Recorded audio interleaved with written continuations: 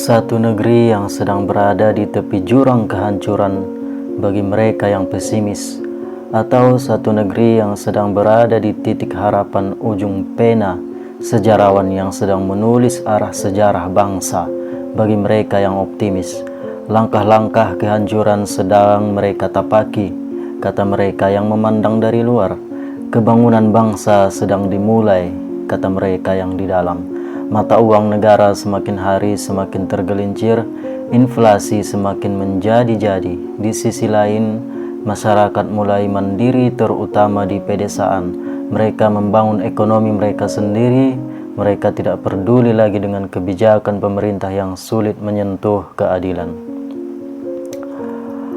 Barang-barang impor mulai memenuhi pasar dengan harga yang jauh lebih murah dari barang lokal, yang mengakibatkan pengrajin-pengrajin lokal mulai kehabisan akal, dan juga di sisi lain mereka mulai berinovasi untuk meningkatkan mutu produknya agar bisa bersaing di pasaran.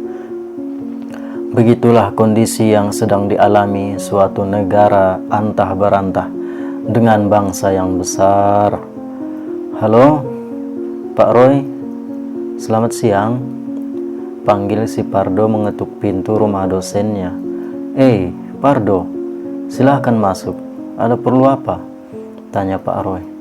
Semua ucapan bapak saya perlukan. Saya ingin diskusi, Pak, jawab Pardo. Siang-siang begini seharusnya rumah dosen pembimbingmu yang kau ketuk, bukan rumah saya. Udah sampai di mana tugas akhirmu? Masih transit di dermaga Penang, Pak, Selat Malaka. Sebentar lagi nyampe Jakarta. Kau jangan main-main, Pardo. Kau udah semester 13, sebentar lagi kau di DO kalau tugas belum selesai. Baik, Pak, akan segera saya selesaikan. Pak, saya ingin diskusi. Menurut kami sesama mahasiswa, kondisi kita sudah sangat mengkhawatirkan. Pengangguran di mana-mana, semuanya dipajaki. Aku juga terpaksa mengurangi konsumsi merokokku karena hampir setiap bulan harga rokok naik terus. Apa kami perlu turun ke jalan, Pak? Sebenarnya belum terlalu mengkhawatirkan kondisi kita, tapi memang kalau tidak segera dipompa, keadaan kita akan terus merosot. Kemarin saya bicara dengan wartawan asing, dia memang sangat pesimis melihat kondisi kita saat ini. Artinya kekuatan asing sepertinya sedang menunggu momen untuk mencampuri urusan dalam negeri kita. Kita tunggu saja dulu bagaimana keputusan-keputusan presiden untuk menangani kondisi ini. Kalau sudah gawat nanti baru kita turun. Tidak berselang lama Pak Jamal pun datang ke rumah Pak Roy. Apa kabar Pak Roy? Sehat luar biasa Pak Jamal. Silahkan duduk. Beban apa yang ente bawa? Nampaknya kusut betul kening yang lebar itu. Biasalah Pak Roy. Kening siapa yang tak kusut melihat kondisi bangsa seperti ini? Alamak, tenang Pak Jamal. Tinta sejarah belum kering. Kita masih bisa buat ulang alur ceritanya. Kalau wayangnya tetap itu-itu juga, sama saja Pak Roy. Dalangnya yang kita ganti Pak Jamal. Ini siapa Pak Roy? Mahasiswa saya Pak Jamal. Lagi bimbingan intelektual, bukan bimbingan tugas akhir. Apa rencana kalian mahasiswa, Dek? Tanya Pak Jamal pada Pardo. Kami menunggu momentum, Pak. Kalau keadaan semakin kacau, kami akan turun ke depan istana negara. Jangan takut, Dek. Kalian mahasiswa yang paling diharapkan di saat momen-momen seperti ini. Baik, Pak. Presiden telah membuat kesepakatan baru dengan negara adidaya dari utara itu mengenai perbatasan laut kita di utara. Wilayah kita dikurangi. Perluasan perkebunan dari perusahaan asing di daerah Sumatera mengalami bentrok dengan warga, memakan korban belasan orang. Tambang besar di wilayah timur juga telah membuat kesepakatan dengan pemerintah dengan memperpanjang kontraknya. Masyarakat sekitar tetap tidak mendapat apa-apa. Baru-baru ini di wilayah Tapanuli, pemerintah mau membuka pembangkit listrik tenaga panas bumi, dan kemungkinan asing juga yang akan menanam modal di situ.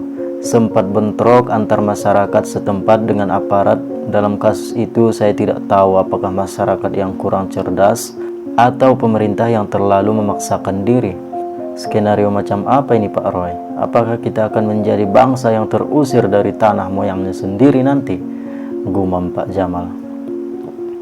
Belakangan ini memang rasa pesimis kita justru ditunjukkan lewat corong-corong penguasa. Mereka selalu mengucapkan kita sedang baik-baik saja, padahal jelas faktanya kita tidak sedang baik-baik saja. Tapi walaupun begitu, harapan itu tidak akan pernah benar-benar padam. Hanya tuan rumah sendiri yang bisa mengusir tamunya yang tidak diharapkan kedatangannya. Percakapan itu pun selesai dan si Pardo pun kembali ke kampusnya. "Abang di mana?" tanya Sinta lewat telepon. "Lagi makan di depan kampus. Ada apa?" kata Pardo. "Aku mau ngomong, tunggu di situ." Tak berselang lama si Sinta pun datang. "Tadi mahasiswa membakar ban di pertigaan jalan masuk ke kampus.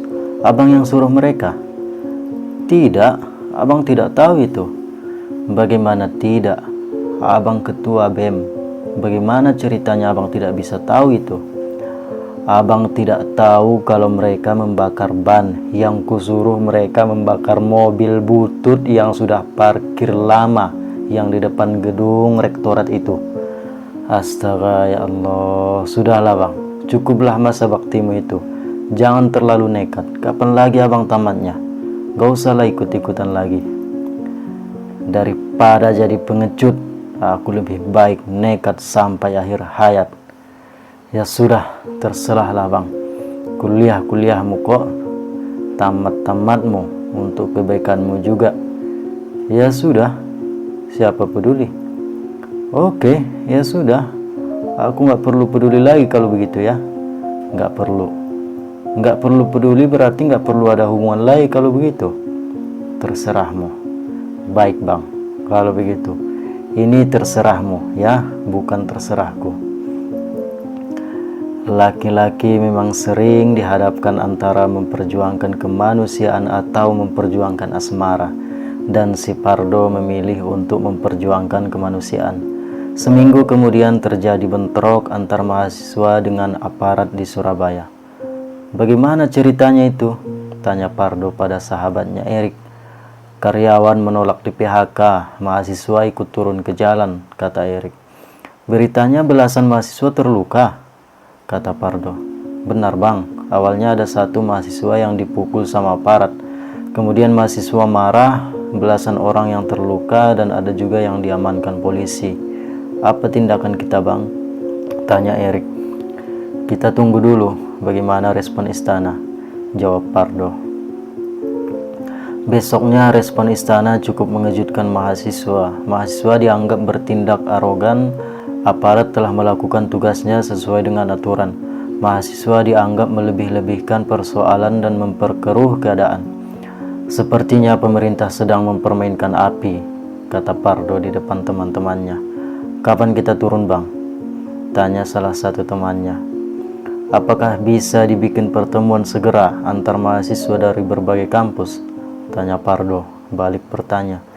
"Bisa diatur bang," jawab teman-temannya. 3 hari kemudian pertemuan antar petinggi mahasiswa dari berbagai kampus itu pun diadakan. "Terima kasih teman-teman sudah bersedia hadir. Kita sudah sama-sama melihat bagaimana keadaan kita hari ini. Biar bagaimanapun kita mahasiswa adalah jantungnya masyarakat.